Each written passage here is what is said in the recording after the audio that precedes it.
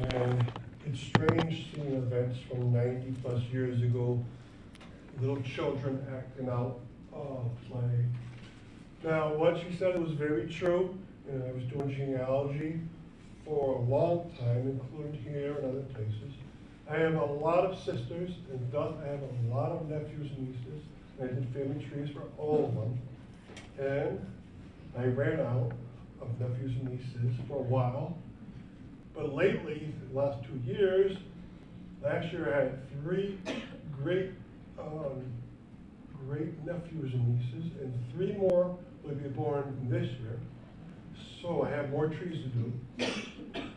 But something else happened 9 years ago. So in 2015, this is my 10th year of doing tours and presentations.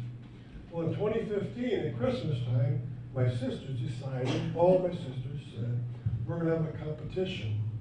And the competition for Christmas is we're each going to make twice a Christmas dinner and a Christmas dessert.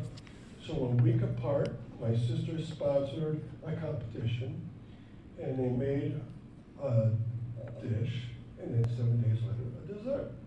And the judge was me. And I was going to judge who won, right? And they knew I was so blunt, I would say it, I won't say everyone, but I had to eat part of all the dinners and part of all the desserts. Now, which would not be bad, except I have 9 sisters. So, I had to sit down for a couple hours and eat. And of course, they said, take more, because they wanted to win. And so, at the end of doing this, by January 1st, I got on the scale, and I was 10 pounds heavier from December 1st to January 1st. So I said, I need to lose that 10 pounds. And so what I did 10 years ago was start walking the Holyoke Canal System in the absolute cold at night, and I would do 3 miles every day at least. And so, in the cold at night, you tend to lose a lot more weight when it's very cold. So I lost the 10 pounds. And that got me started on not genealogy, but rather local history. So tonight we're going to do 250 and 252 Pleasant Street. It's one home. All right, now I passed on a sheet to you in the beginning. On the front of that sheet lists a lot of information. And one thing I do for 10 years now is every year I have a new charity based in Holyoke and such that they serve the young people of Holyoke. And Lighthouse Holyoke is an alternative school on Ray Street that tries to have high schoolers develop their own curriculum. Okay, and like I said, I do historical tours of Greater Holyoke.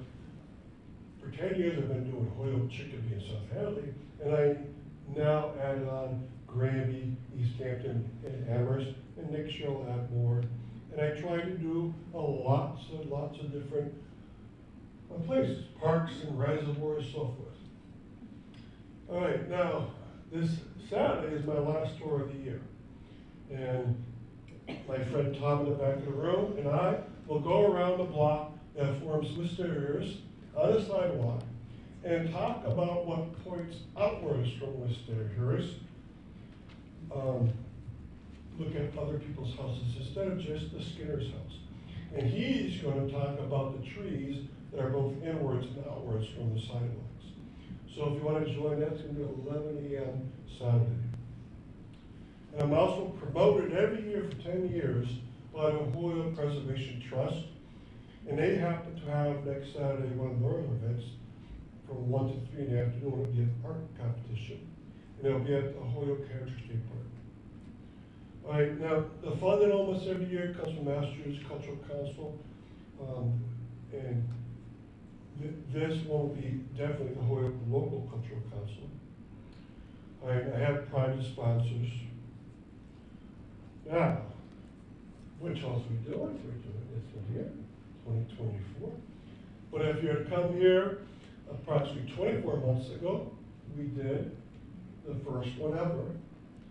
And it was very popular because when that house was made, it had that tower on there. It doesn't, probably since about the 1950s it was taken out. But that's on Linden Street. And then last year, I did a house on Chestnut Street. You are on Chestnut Street now.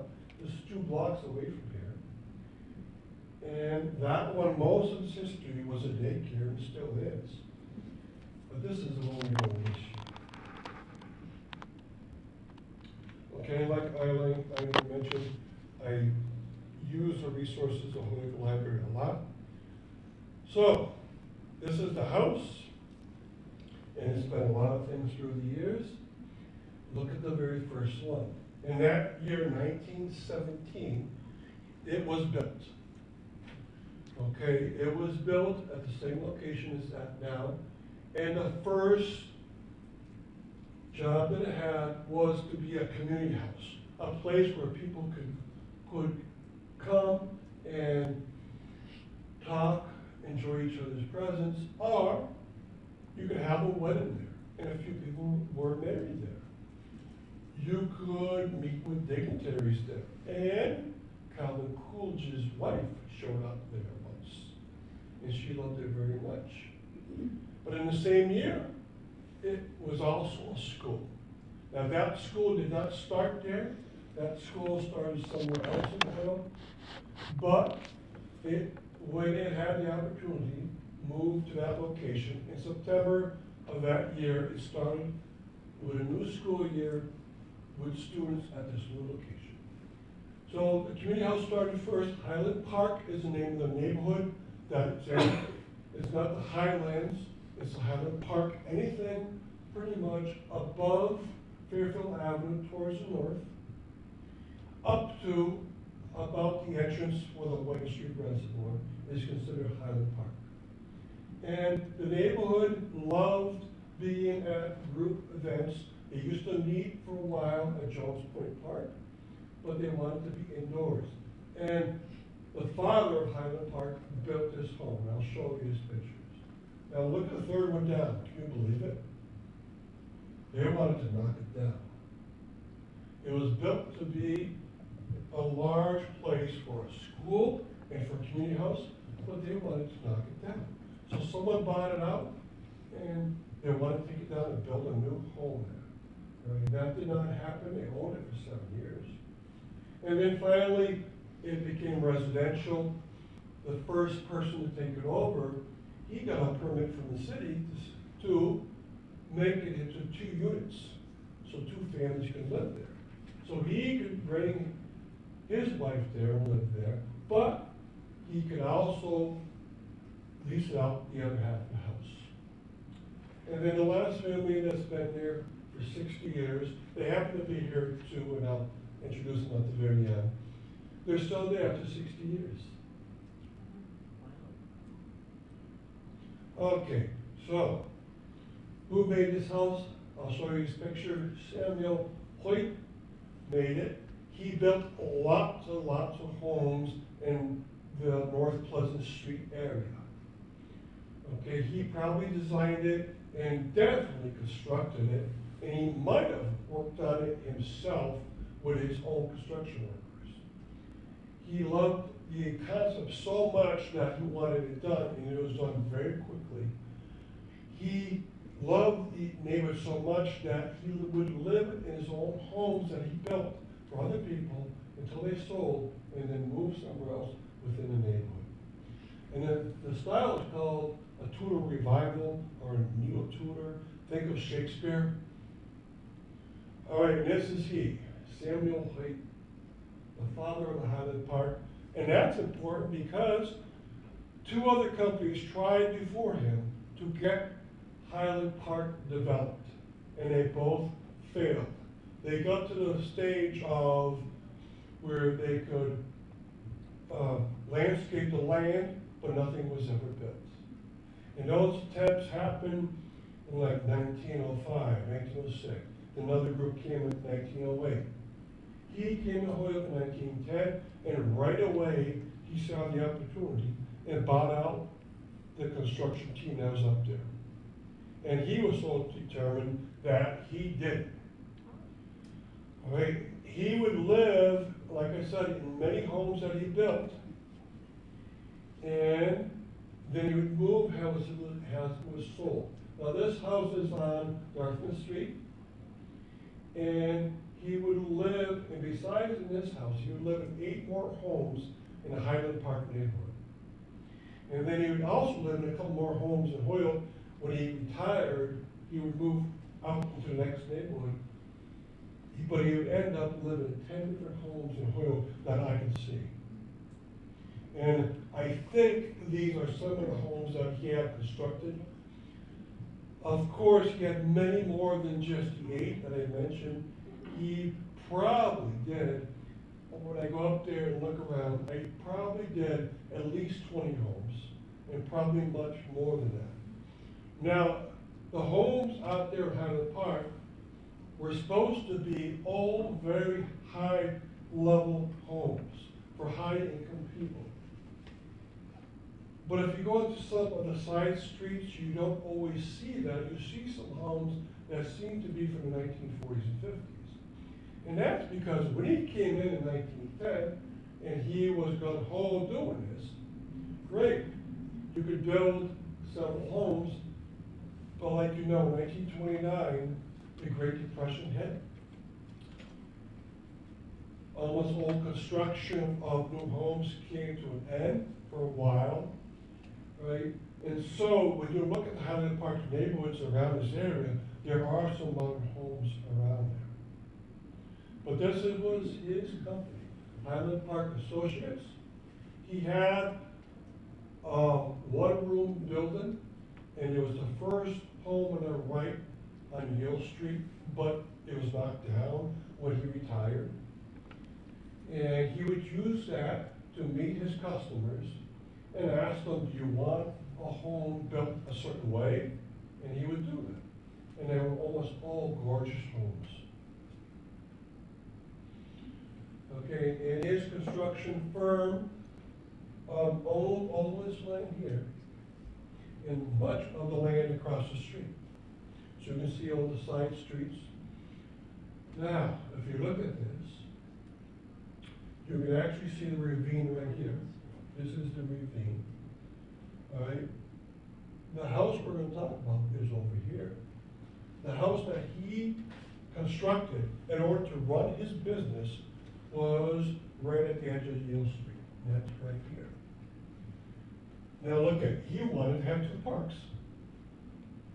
Right? Those were thought about beforehand, but he was the one that really pushed to get them going. 1910, and he said, build this park up here. That's not the name that it ended up having. It would be called Jones Point Park. And the grand plan that he wanted the city of Holyoke to have was to have this be a very elaborate park. Now it's called City Park for a reason, because it wanted to compete with another park that was in the same situation. That was called Mountain Park.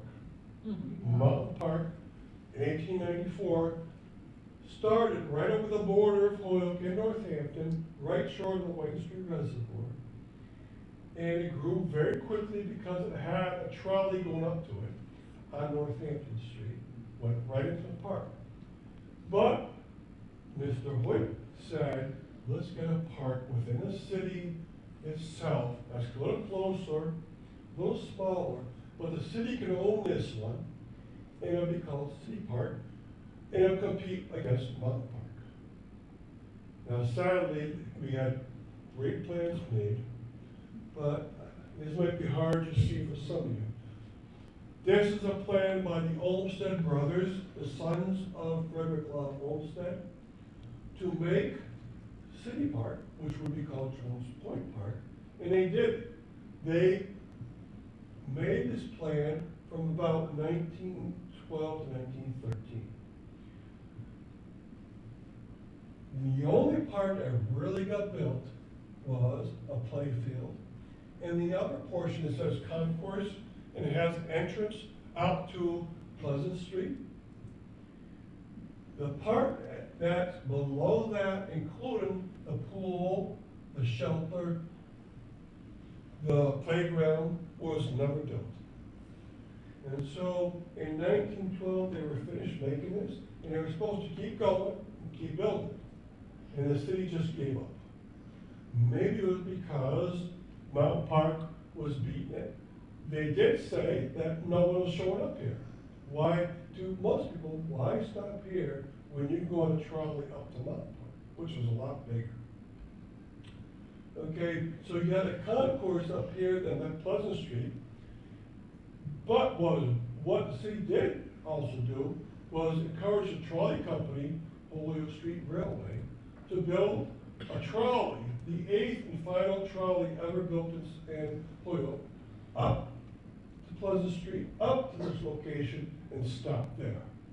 So they wanted this to be the equivalent of a trolley park.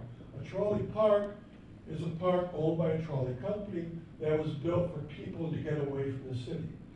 This was going to be the city-owned equivalent, except it never worked out. And they just gave up on it. But this was Samuel Hoyt's idea also. And the trolley was the 8th one to come along Holyoke, and it went right up Pleasant Street to Highland Park neighborhood. If you look at Pleasant Street very, very carefully, right, maybe it's better that you get out and walk along the sidewalk of Pleasant Street. And you're past the house that we're going to talk about tonight. And if you walk another maybe 150 yards north, you'll notice that the breakdown lane on the eastern side of North Pleasant Street is very large. And then all of a sudden it stops and it goes inwards and the road is a lot narrow. The reason why is the trolley went as far as that point, it narrowed that. And at that point, there was opening out to the park, and people could walk down to the park. Within 3 years of the park being open, they sold that plot of land, the house was built there, and gone was the grand idea of having a trolley park. Okay, now 1917, this home was built, and the map you see over here, this is a 1911 map. You see there's no house there yet. The house would be right here. But you do see the ravine, right? And you see Mr. Hoyt's business. You see Hill Street near the top. The first location on the right, he put his little office. That was taken down. But he also would build this home down here, and that was his great project for the neighborhood. He wanted people to go there. And notice also that it had a bit of a driveway through this area. I think Mr. Hoyt probably put that in too for some of his workers. Okay, and then later, how did the house develop? On the left-hand side, you see a map. I believe that map is from the 1930 or 40s, and you can see the house fully developed there. Okay, now here's the story. And the first tenant will be that community house. It would also be the new school. So a private school would come in, and the clubhouse would come in into Samuel Hoyt's new house that he was building. And they give you the size. It'd be 1 story high. It would be where the Lawrence School was. Okay, and for 6 years, it did 2 jobs. And probably on weekends is where they had the opportunity to have it be a community house, Saturdays and Sundays. On Monday through Friday, they probably were school. And then sometime you could probably do the community house every day. But people were being married there, inside the house. And that's exactly what he wanted. Mr. and Mrs. Coolidge loved Highland Park neighborhood greatly. In fact, they would have their own home constructed on one of the side streets of Northampton Street, and they would use that as a summer vacation Mrs. Coolidge was the most social of any of the president's life. She loved to be around people. She loved to write letters. She wrote many letters every day to lots of people. And she was all over the place on visits to people, including she was a guest at the committee house. And there's a picture of her towards the back. Of course, Mr. Coolidge is right there. I believe one of his sons died very young. All right, now the first tragedy happened in April 9th, 1923. They had a fire there. It wasn't serious to the point that the school could not continue. They had to move into another house nearby for a while. But after they fixed the damage, they could come back. The community house, though, moved out and they never returned. My theory is that by 1923, they already had a clubhouse at what was then called the Mount Tom Golf Course. And they probably moved a lot of the neighborhood activities into that clubhouse. Okay, and there's the first picture made by the school to advertise themselves. Okay, and now notice something, and Eileen is the one that pointed this out to me. The L has an accent, and this L has an accent. When I saw this, I said, whoa, that's just a flaw. When they made the picture and the type, they had flaw. But she said, no, both L's are accented here. What could it possibly mean? Are there two forms of L in the English language? It turns out there are two forms of L, and I never realized that. Most people don't realize that. When you say L at the beginning of the word, it sounds different from if you say L at the end of the word. I never realized until I probably said L about 100 times when I went home, after Eileen told me. I said there must be a difference. So I looked on the internet, and yes, in the English language, there's two forms of L. L at the end of the word sounds slightly different when it's at the beginning. But they're saying this L is the same as the end of the word. It's very rare, and that means that the true pronunciation of lover in school is not lover in school. It's lover in school. You say low instead. And so most people have been saying it through the years, lover, but it's lover in school. And that's why they put an accent. And plus, they're an educational location, so they want people to say it the right way. Okay, and this is their second school year in that building. They're getting a new principal as of that year, Doris Kimball, and she would stay along for a very long while. She would make the school grow to about 40 students. It covered kindergarten up to 9th grade by the end. And she would increase the enrollment up to beyond almost 40 students. Whereas in the beginning, when it was no location, it would stay around 5, 6, 7 students. Okay, and they're saying here, Lauren School, a new private school, started in 1905. So it didn't start at the Pleasant Street location. It started at Oak Street.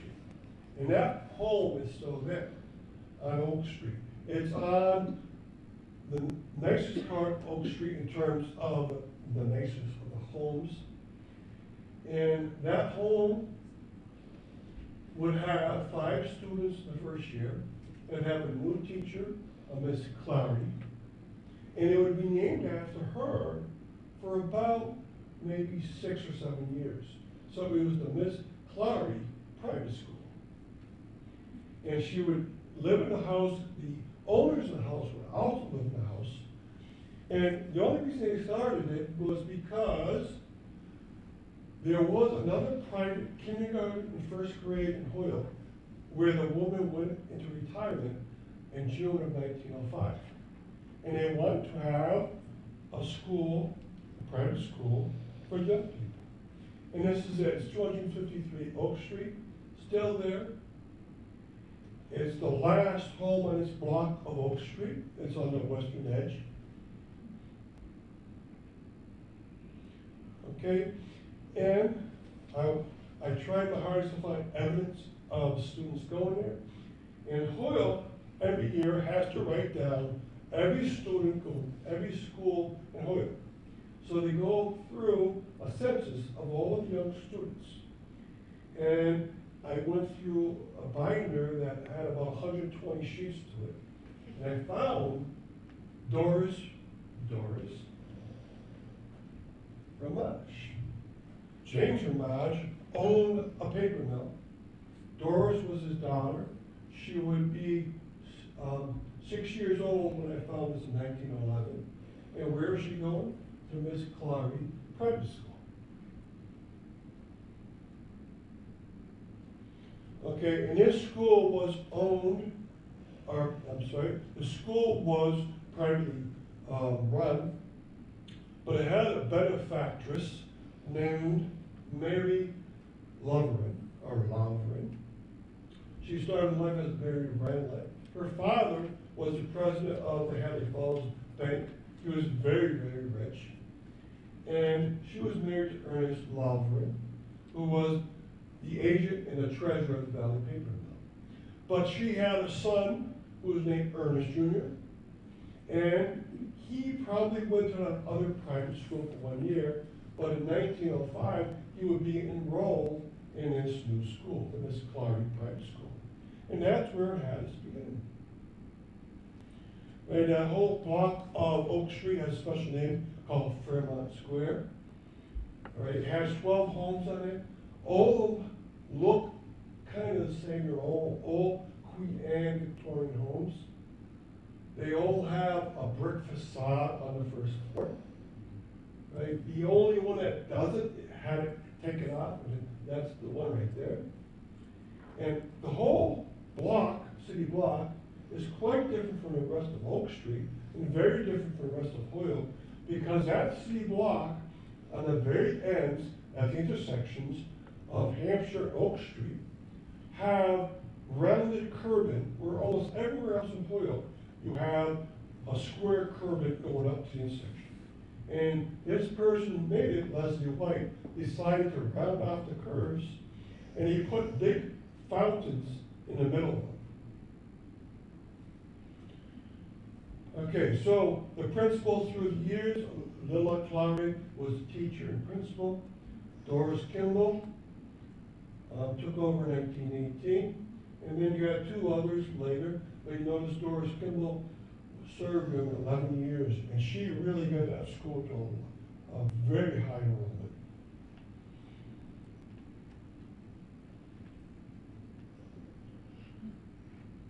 Okay, and they mentioned that they're going to have a graduation. 25 years they've been around. And every year they have a nice graduation. They invite the parents for the graduation. And also, during the graduation ceremony, they'd have theatrical performances where the children of the school would be the actors. Okay, now there's one strange event that happened there. One very strange event. And that was, in 1932, two men drove up to school, and they stayed in their car, but there was a boy outside. And they asked a young boy of 10 years old, "Can you go get Juanita Diolaque?" They said her name, Juanita, as if they knew her. And he was smart enough to say, "This looks very strange, because no one does this during school day, and these are not her parents." So he went to the school, and right away he found the principal. And he told her about the event. And so she rushed to the door, but the two men themselves were also very suspicious, because he noticed the boy had paused at the door and looked back at them. And what they did was take off at a very high rate of speed. So the principal called the parents They said, no, there's no one going to pick up Juanita. So they were trying to kidnap her. The police were called, and for 5 days in a row, the Holyoke Transcript had newspaper articles on the event. This is 1932. Remember,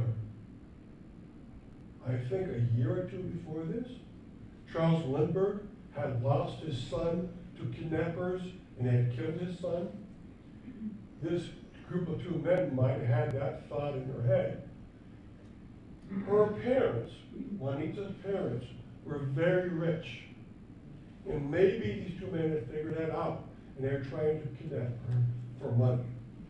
A very strange event,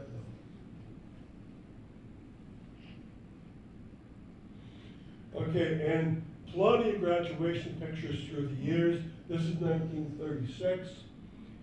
And you can see a lot of girls were going to this school compared to the boys. And most of the graduates would go on to private schools, especially one in East Hampton, one in Northfield. And this is 1937. You notice also the amount of people going is getting smaller, right? And they would end up closing down. Yes, in 1939, they would close down up to 34 school years or 35 calendar years. They would close down. It says 35 years, that's correct if you count calendar years. So they were closing because the enrollment had gone to such small levels. All right, and so someone bought it out in 1939 with the intent to take it down. Paul Dunn wanted to take it down. And that was 1941. He told Holyoke, I want to take it down. 1946, he finds someone to buy it. And that family would buy it and fix it up and make it into a two-family. Okay, who was that? Well, it was Joseph Pelkazarski. And I wish I could find a picture of him. I tried very hard. I asked Mark, who's here. He didn't have one. I wish I did. Because he loved music so much. And he would go around the area, play at places in Springfield, including at the one listed here. It was said he played with named groups. And he also, on the national stage, played with named bands. I can't find the name of the bands he would play with. He was a player of the saxophone, and he did play mostly the big band type of music. I wish I could also find a record that would have his name on it, but most records back then wouldn't have the full name of the band on them. They would only have one leader, and that's it. So, sadly, I cannot find his picture. But he did many things in life, so we'll talk about them. And he moved in there with his wife. His wife was his second wife, and this was her second husband. They would live there from 1947 until 1964. Now, notice she dies in 1963. I think he might have been saddened by her death. They had no children. Even with his first wife, he had no children. And so, for 18 years, he had lived there with his 17 years with his wife. Now, symbolically, I put here on the bottom that I hope to find a picture of both husband and wife someday. And a record, one of his vinyl records. Now, I said it wrong, not a vinyl record. It would be a 78 record, and 78 records are extremely fragile. They're really shellac and easy to break. So to find a certain record is very hard. He did play with Duke Ellington at one time. Now, he did all this from about the age of 18. His obituary said he graduated from Holyoke High School. When he didn't graduate from Holyoke High School, his sister probably wrote the obituary, and she got that wrong. But he was a musician from a very, very young age. And even during the Depression. And during the Depression, it would have been hard to get a job in any field, including as a musician. Sure, you could survive, but it would have been very hard. But it was known that he was a musician in what's called the Federal Music Project. And that's part of the Works Progress Administration. The federal government started up certain programs, and one of those was a Federal Music Project. And that did exist around the Holyoke area. All right, and what they would do is go to schools or go to ballrooms and play, and they were funded by their federal government. Okay, and it's known also by looking at the directories that besides working in the WPA project, he also worked as a teacher of music under the WPA projects also. And so he probably helped students either in Holyoke or Springfield. I don't know which one, but he would have gone and taught the saxophone to the students. And again, he was paid by the federal government. Also, even though he was a bit old, he was born in 1905, when World War II came around, he entered and he became, I think he was a private, our sergeant right there. He played music for his military job, right? And he did that for at least 2 years. Okay, and here's his obituary and also his wife's obituary. He is buried in a Cherry Hill Cemetery in Bethel, Vermont, so very high up. And it had enough in here to, I was able to recreate a lot of his life. Okay, but it says here that when he did buy the home, 1946, by 1947, he was able to have the divided home, and he took one half of the home, and his wife stayed with him, but they took in tenants. And the first tenant that came in, 1947, 1948, was Henry Baker. Okay, then his second tenant to come in, either 1949 or 1950, was a person named Hart Lester Allen. And she would stay for a very long time. Okay, and who is this Hart Lester Allen? Right. Now, Mark Gianfrido, did I say it right, Gianfrido? Yeah. And his mother wrote a book. And who did they write the book about? About the tenant that would live there from 1949 about, and would also live there even when the new owners came in. So the house got new owners in 1964, and I think as requirement, when Takazarski was selling the house, he said, you have to keep my tenant. That's a very peculiar offer, but I think it happened. She happens to be a person whose husband is very famous, right? He had died before she moved in there. But who is she? Well, her husband is Joseph Allen. And Joseph Allen was the one hired by the governor and I think the head of banking in Massachusetts. And his job was to break up Charles Ponzi. Now, who's Charles Ponzi? His name is so famous now because of what he did. He ran a Ponzi scheme. And a Ponzi scheme is when you take in money, put it in your wallet, and tell people, sure, I'll pay you back a certain amount at a certain time. The first people coming in, he said, 3 months, I'll give you another $100 beyond the $100 you gave me, right? And as long as you have a lot of people joining the scheme in the beginning, you can do that. But at the moment you start losing patrons, or they slow down, is the moment at which your scheme is going to be exposed. And this scheme was tried about 10 years ago. And the person got away with it for a very long time. But Joseph Allen, husband of Hart Lester Allen, was the one that got onto a scheme and broke it up. And the Gianfridos wrote a book about this, their tenant, and it was called Good Night, Dear Heart, Good Night, because they had become good friends with her, and they loved her story very much. And I read the book. It's a page turner. It's excellent. I enjoyed it very much. I read it within a 24-hour period. It was that easy to read. Okay, so they had a very famous tenant. And you get to see your picture there. The picture is the same one except it was cropped. Right? And this book is still available, I believe. Okay.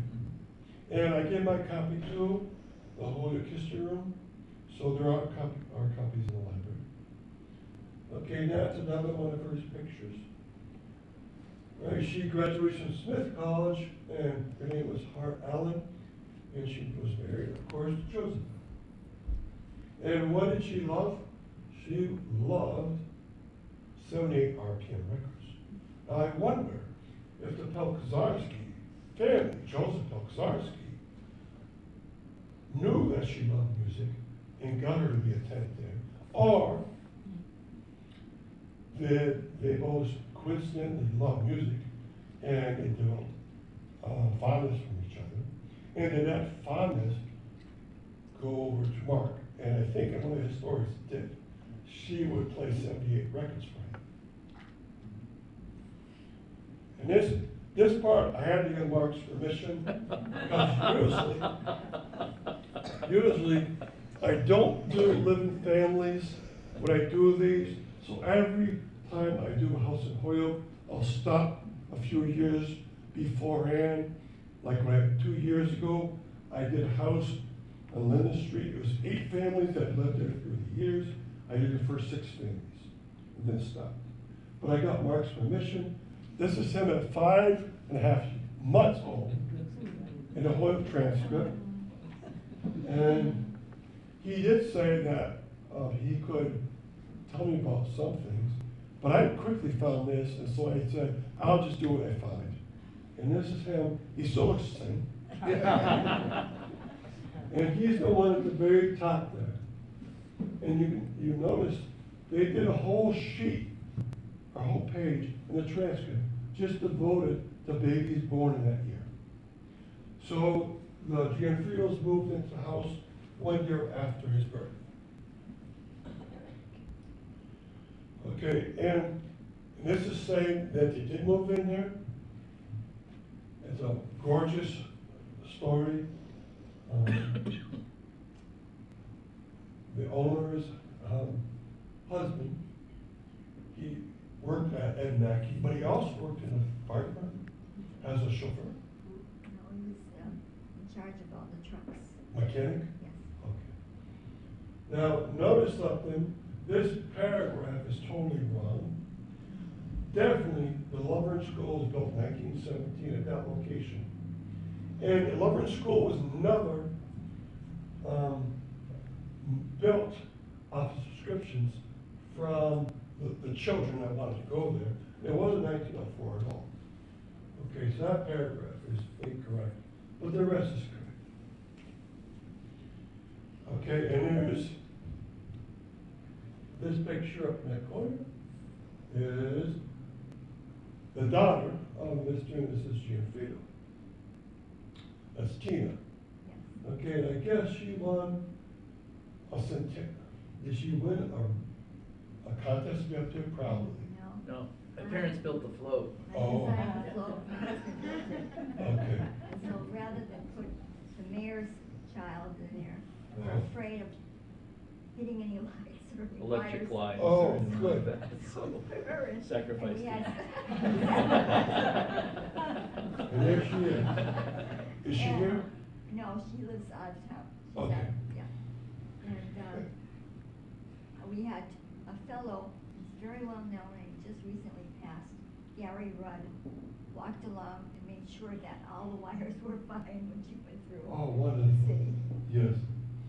Now, you were on the 100th anniversary group that had a gala, had a parade. Yes. I was the Um, secretary. Secretary, 1973. Okay.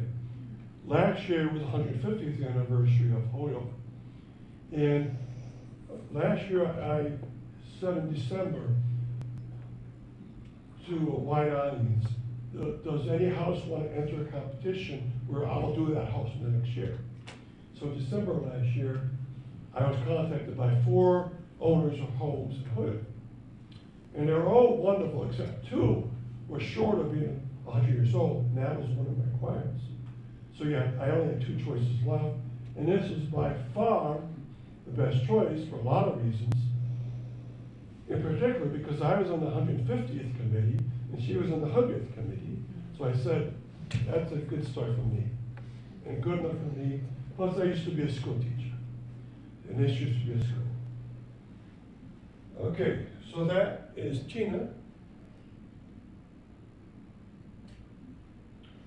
Okay, and this is the inside of her homes. It was featured in an article in the Holyoke transcript. I think this is Mark. This is Mother. And they're both here today. Mark would never wear plaid. Like Yeah, that. love those plaid pants. And that's their house, and they talk about the house's development. A lot of these articles I'll put up onto my webpage, so you might be able to view a lot of these. Okay, and like it says here, the brother and sister put on at least one television show. Okay, Channel 40, Strum. Yeah, Strummer Drummers. So Mark is mostly a pianist, Yes. but you're also a conductor of a jazz orchestra. I direct the jazz program at Mount Holyoke. Okay. So he's been into music his whole life from a very young age, and has paid off. He's become a professional musician. And so thus, the house was, in the very beginning, a community house that had a lot of music in it. It became the home of Pelkazarski family, who was a professional musician, and has continued to be the home of a professional musician. So that house, 107 years old, has been nothing but be the home of musicians. And that is a wonderful thing. Okay, this is the father, Roy Gianfrido, and he fixed the vehicle, or was in charge of fixing the vehicles. And Tina and the mother, I believe, or Tina wanted you to buy a franchise with Carvel, I believe.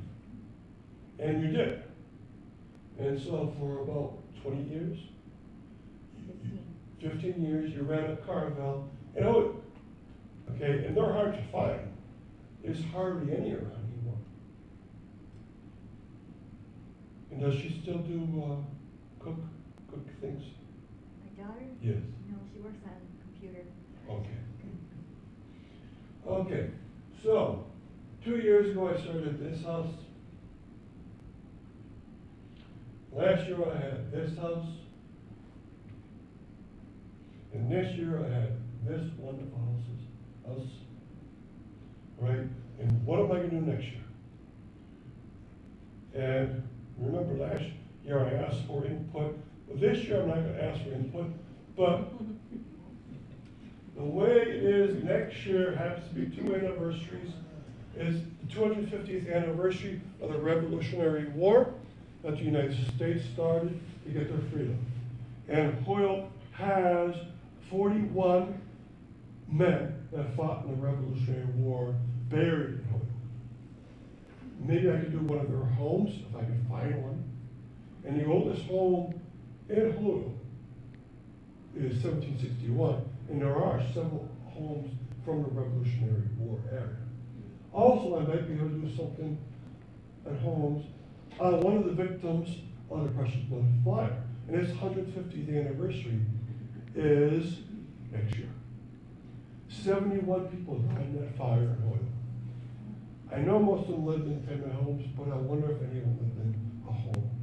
I'd love to find out. Okay, that's the church. That's not the one that burned down. The one that burned down was a wooden one that was temporary. Okay, now, the way I'm going to end, because I'm such a rational guy, I don't know what to do about ghosts. How do you respond to ghosts? Well, it's claimed that this home, 250 Pleasant Street, is the most haunted house in Holyoke. Now, there's two things that might cause that are rational, but I'm probably wrong. And there's other reasons why it happened beyond the rational. One thing might be this. Holyoke has buried inside of it, found 61 Native American graves have been found in Holyoke. 59 of them in one place, and that would be right behind the modern day train station up on the hill behind that train station. And then 4 are scattered other places. But that's a lot of burials. That, in fact, that number is the second largest number in New England for found Native American burials. That's an incredible number. Why do Native Americans like to be here? Because the Great Falls of Holyoke was here. The biggest waterfall in New England was here. It was so large that the fish coming upstream had trouble getting upstream.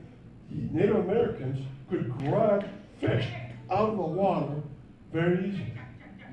Plus the soil here was wonderful from all the floods putting wonderful silt in here. Maybe a lot of Native Americans would live here. Thus, if we found 63, how many more are there? And all those 63 are near the river. 250 Pleasant Street is about 200 yards from a river, maybe. It's also next to a ravine that used to have a stream in it. And that stream was called Silver Brook. It's long gone, but it used to have a stream there. So were natives burying at that location? And then that's a cause of ghosts. Or are there other reasons? The other reason is that house probably should never have been built there because the soil is too close to a gully. And the soil is a little bit too sandy. A contractor nowadays would never build there.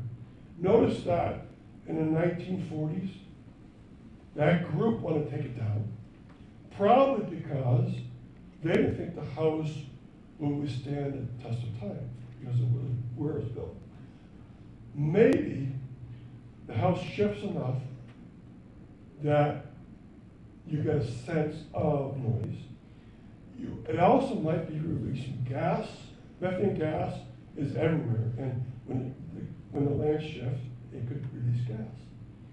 So that's my rational thoughts. But people tell me I'm way too rational. My parents have been telling me that. And I think you invited your Spirit guide. spirits guide.